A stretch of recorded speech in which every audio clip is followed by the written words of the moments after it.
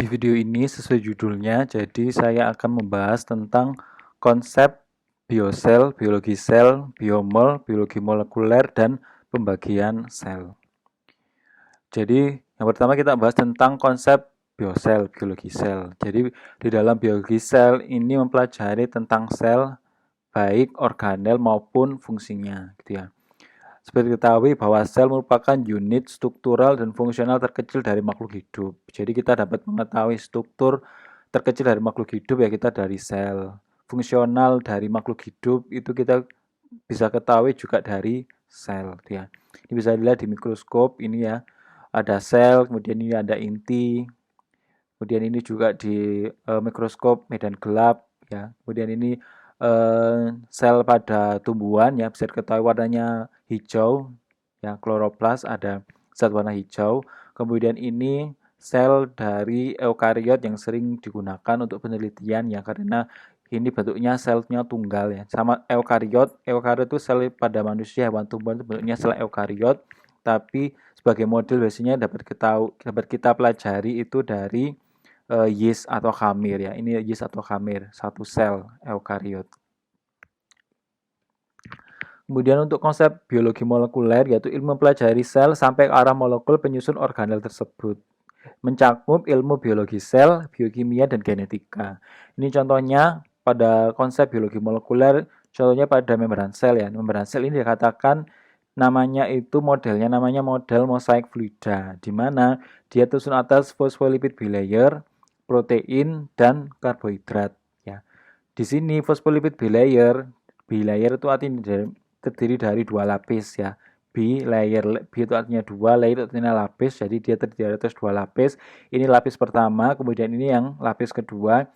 Kemudian fosfolipid bilayer dikatakan dia memiliki dua sifat ya, di mana kepalanya sifatnya hidrofilik, ya dia larut dalam air. Fil itu artinya rasa, hidro itu artinya air. Jadi dia dikatakan dia larut dalam air, sedangkan pada ekornya sifatnya hidrofobik, ya fobia dari kata fobia dan hidro artinya dia tidak suka air, ya dia larut dalam pelarut organik terutama lemak. Kemudian fosfolipid bilayer ini yang memiliki sifat hidrofilik sama hidrofobik juga sama pada protein ya.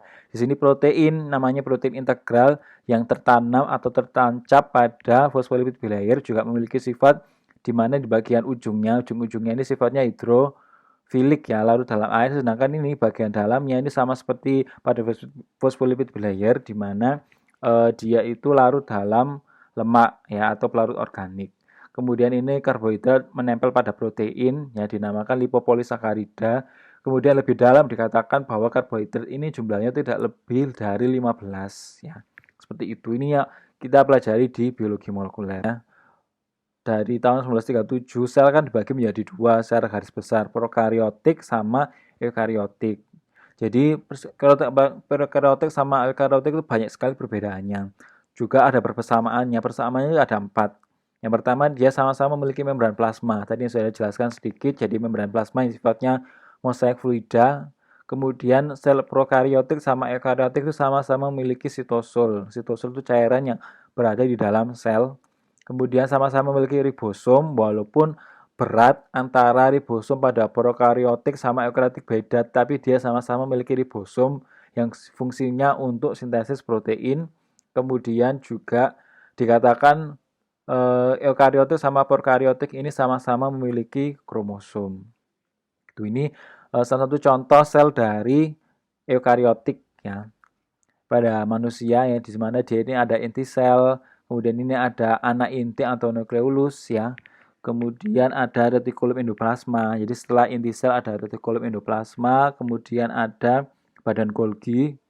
Kemudian di hewan itu ada namanya mitokondria, sentriol dan sebagainya gitu ya. Kemudian pada sel eukaryotik ini cukup sederhana ya. Kalau dijabarkan ini ada struktur eksternal bagian luar sama struktur internal yang kita bahas di video selanjutnya. Pada struktur eksternal ini ada sekitar 7 ya, 7 bentuk, ada glycocalyx atau nama lainnya kapsul, kemudian ada slime ya atau lapisan lendir, kemudian ada flagella untuk bergerak, filamen aksial, fimbriya, pili, sama dinding sel. Ini pada struktur eksternal atau bagian luar.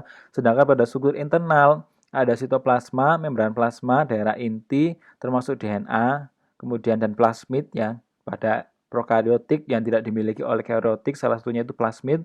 Kemudian ada ribosom, ada badan inklusi, dan terakhir ada endospora.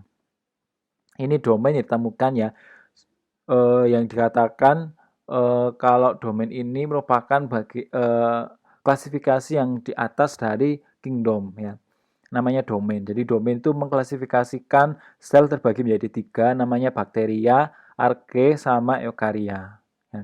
Yang warna hijau bakteria, contohnya pada cyanobacteria, flavobacteria, dan sebagainya. Kemudian pada archaea, ini ciri khasnya itu dia tumbuh di lingkungan ekstrim ya. Contohnya di gas metan. Gas metan berbahaya, tetapi di situ ditemukan adanya arke namanya methanothermus, kemudian methanococcus, kemudian di lingkungan kadar garam tinggi, halofilik, ditemukan arke namanya halofil ya. Di suhu yang tinggi misalnya pada permandian air panas atau pada gunung itu kan suhunya tinggi yang mungkin tidak ditemukan oleh makhluk hidup. Ternyata di situ ditemukan adanya archaea ya. Thermococcus, Thermoproteus, dan sebagainya. Kemudian pada eukarya termasuk pada manusia, hewan, tumbuhan, fungi itu masuk dalam eukarya. Ya, seperti itu. Kemudian perbedaan dari ketiganya terdapat di tabel berikut ya, tipe selnya. Kalau archaea sama bakteria sama-sama prokaryotik ya, sedangkan kalau eukarya eukaryotik. Kemudian dinding selnya pada archaea bervariasi dan tidak mengandung peptidoglikan. Jadi berbeda sama bakteri. Kalau dulu archaea sama bakteri dijadikan satu ya, ternyata setelah ada perkembangan teknologi yang baru ternyata dinding selnya itu berbeda. Jadi kalau bakteri peptidoglikan, kalau archaea dia bervariasi tidak hanya peptidoglikan, sedangkan kalau eukarya dia komposisinya bervariasi mengandung karbohidrat. Kemudian membran lipidnya tersusun atas rantai karbon bercabang dan terikat pada gliserol dan ikatan ether. Itu pada archaea, sedangkan pada bakteri ini perlu garis bawah ya, ikatannya ester dan dia tidak ada karbon yang bercabang ya. Jadi kalau archaea dia karbonnya bercabang, ada ikatan gliserol dan dengan ikatan ether, sedangkan kalau ini ikatan karbonnya lurus terikat pada gliserol dengan ikatan ester ya. Beda satu huruf itu juga beda arti. Kemudian pada eukarya tersusun atas rantai karbon lurus yang terikat pada gliserol dengan ikatan ester. Kemudian sinyal pewarnaan sintesis protein archaea sama eukarya sama metionin ya, AUC, AUG. Sedangkan pada bakteri formil metionin itu AUC kodenya. Adenin, urasil, sama sitosin. Kalau archaea sama eukarya ini AUG, adenin, urasil, sama guanin. Kemudian sensitivitas terhadap antibiotik itu hanya terdapat pada bakteri, sedangkan pada archaea sama eukarya dia tidak sensitif terhadap antibiotik.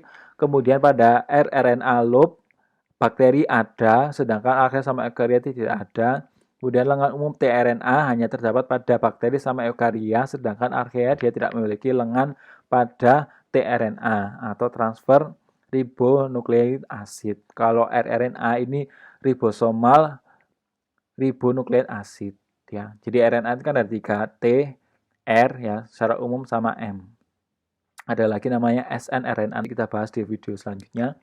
Kemudian yang belum diketahui kan selain prokaryotik sama eukaryotik, kalian sudah dapatkan di semester sebelumnya tentang keduanya, sedangkan yang belum kalian ketahui domain tentang archaea ya.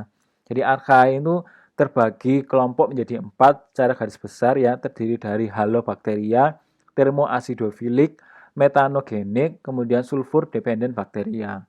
Halobacteria itu secara garis besar itu dia hidup pada lingkungan yang berkadar garam tinggi ya. Kadar garamnya sekitar 3,5 sampai 5 molar NaCl. Sifatnya aerob, jadi dia butuh oksigen, kemudian heterotrof. Artinya dia tidak bisa mensintesis molekul organik sendiri untuk dia hidup. Genusnya ada Halobacterium, Halopherax, sama Halococcus. Kemudian pada thermoacidophilic sesuai dengan namanya, jadi dia hidup di panas ekstrim, termo, sama keasaman tinggi. Contohnya pada Haemoplasma acidophilus dia suhu optimalnya 59 derajat Celcius dengan pH-nya 1 sampai 2, pH-nya asam. Kemudian ada metanogenik, ya, sifatnya dia anaerob dan memproduksi metan. Contoh spesiesnya Methanobacterium. Kemudian terakhir ada sulfur dependent bacteria. Jadi dia butuh sulfur untuk hidup. Ini biasanya ditemukan di pemandian air panas, itu kan dia ada sulfurnya. Ya, contoh spesiesnya Sulfobus sp. Ini yang perbedaan antara bakteri sama archaea berdasarkan membran selnya tadi dikatakan kalau archaea itu dia rantai karbonnya bercabang, ini dia ada cabangnya. Kemudian ikatannya ether, ya terikat pada gliserol. Gliserolnya itu juga beda. Kalau pada archaea dia L-gliserol, LeVo, ya. Jadi dia memutar bidang polarisasi ke arah kiri. Sedangkan kalau bakteri dia asam lemaknya dia tidak bercabang, dia ikatannya ester, ini kan beda ya. Gliserolnya dia bentuknya dexo ya, dexa. Di mana dextro ya dia memutar bidang polarisasi ke arah kanan. Ya, ini sama seperti itu. Ini contohnya bakteri archaea, bukan bakteri, archaea yang dilihat di mikroskop elektron ya, bentuknya Methanococcus ya, dia bentuknya kokus bulat ya. Sekian untuk pendahuluan dari konsep biosel, biomol dan penggolongan sel, semoga bermanfaat.